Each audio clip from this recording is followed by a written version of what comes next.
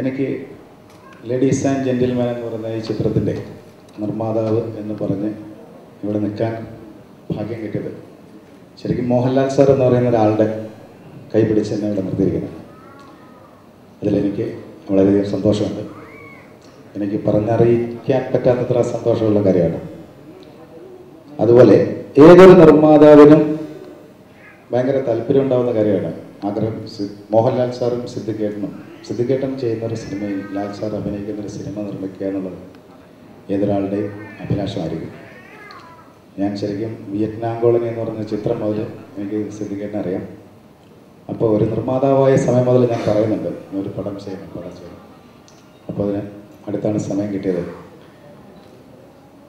ശരിക്കും ഞാൻ സിദ്ദിഖേട്ടനോട് ഈ സിനിമയിൽ വരുന്ന ചേട്ടൻ എൻ്റെ ഇടയ്ക്ക് എന്നെക്കുറിച്ച് പറഞ്ഞതിൽ എനിക്ക് വലിയ ഒരു അംഗീകാരം പോലെ ഞാൻ അതിനെ കാണുന്നു. കാര്യം എനിക്ക് ഇന്ത്യയിൽ ഏറ്റവും ഒരു വലിയ സംവിധായകൻ എന്നെക്കുറിച്ച് ഇങ്ങനെ ഒരു കാര്യം പറയുമ്പോൾ അത് ഞാൻ എൻ്റെ വലിയൊരു ഉത്തരവാദിത്വമായി ഞാൻ കാണുന്നു. ശരിക്കും എനിക്ക് തിരിച്ച് സിദ്ദിഖേട്ടനോട് പറയാനുണ്ടായിരുന്ന, ആദ്യം ഞാൻ ചേട്ടനെ കാണാൻ വരുന്ന സമയത്ത് എൻ്റെ മനസ്സിലുണ്ടായിരുന്ന ആഗ്രഹം, ചേട്ടൻ ഇതിക്ക് മുൻപ് ചെയ്തതും ഇനി ചെയ്യാൻ പോകുന്നതുമായ ഏത് ചിത്രങ്ങളിലായാലും എന്നെപ്പോലെ അത്രയും കംഫർട്ടായിട്ടൊരു ആളെ കിട്ടാതിരിക്കാൻ വേണ്ടിയിട്ട് വർക്ക് ചെയ്യണം എന്നുള്ളതായിരുന്നു എൻ്റെ ആഗ്രഹം.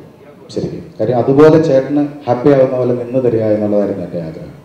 അപ്പം അത് സാധിച്ചു എന്ന് തോന്നുന്ന പോലെ ചേട്ടൻ സംസാരിച്ചതിൽ ഞാൻ വളരെ സന്തോഷവാനാണ്. പിന്നെ ഈസ്റ്റ് കോസ്റ്റ് വിജയൻ സാറ് വളരെ വർഷമായിട്ട് ബന്ധമുള്ള ഒരു എന്താ പറയുക ഒരു കുടുംബത്തിലെ, ഈസ്റ്റ് കോസ്റ്റിൻ്റെ ഒരു കുടുംബത്തിലെ ആളെന്നൊക്കെ പറയുന്ന പോലെ ഉള്ള ഒരാളാണ് ഞാൻ. വിജയൻ സാറ് ഈ ചിത്രം ഇതിക്ക് മുമ്പ് ഞങ്ങൾ ഒരുപാട് സിനിമകളിൽ സഹകരിച്ചിട്ടുണ്ട്. ഇത് ഈസ്റ്റ് കോസ്റ്റിലൂടെ ഈ ഗാനങ്ങൾ പുറത്തു വരുന്നത് എനിക്ക് വളരെയധികം സന്തോഷമുണ്ട്.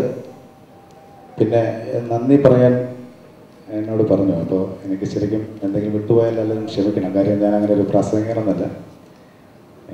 ഇവിടെ വന്നിരിക്കുന്ന ഓരോരുത്തരോടും ഈ സിനിമയുടെ പിന്നിൽ പ്രവർത്തിച്ച എല്ലാവരോടും ഞാൻ എൻ്റെ നന്ദി അറിയിക്കുകയാണ്. ഞാൻ ആരെയും എടുത്ത് പറയുന്നില്ല. കാര്യം ഇവിടെ ഇരിക്കുന്ന ഒരുപാട് പേരും എനിക്ക് ഏറ്റവും വേണ്ടപ്പെട്ട ആൾക്കാരാണ്. കാര്യം എൻ്റെ മുന്നോട്ടുള്ള യാത്രകളിൽ എന്നെ ഒരുപാട് സഹായിക്കുകയും എന്നെ സപ്പോർട്ട് ചെയ്യുകയും ചെയ്തിട്ടുള്ള എൻ്റെ ഒരുപാട് സുഹൃത്തുക്കളോടുണ്ട്. അതുപോലെ തന്നെ കേരളത്തിലെ പ്രേക്ഷകർ ആശീർവാദ് സിനിമാസിനോട് കാണിക്കുന്ന ആ ഒരു സ്നേഹം എന്നും ഞാൻ എൻ്റെ മനസ്സിൽ സൂക്ഷിക്കുന്നു. അത് വീണ്ടും ഉണ്ടാകട്ടെ എന്ന് പ്രാർത്ഥിക്കുന്നു. ഈ സിനിമയ്ക്ക് ഞാൻ പ്രാർത്ഥിക്കുന്ന പോലെ തന്നെ ഇതിൻ്റെ പിന്നിൽ സഹകരിച്ച ഓരോരുത്തരും ആ സിനിമയ്ക്ക് വേണ്ടി പ്രാർത്ഥിക്കുന്നു. അത് നന്നായി വരും. എല്ലാ പ്രാർത്ഥനകളോടും കൂടി എല്ലാവർക്കും നന്ദി പറഞ്ഞുകൊണ്ട് നിർത്തുന്നു. നന്ദി, നമസ്കാരം.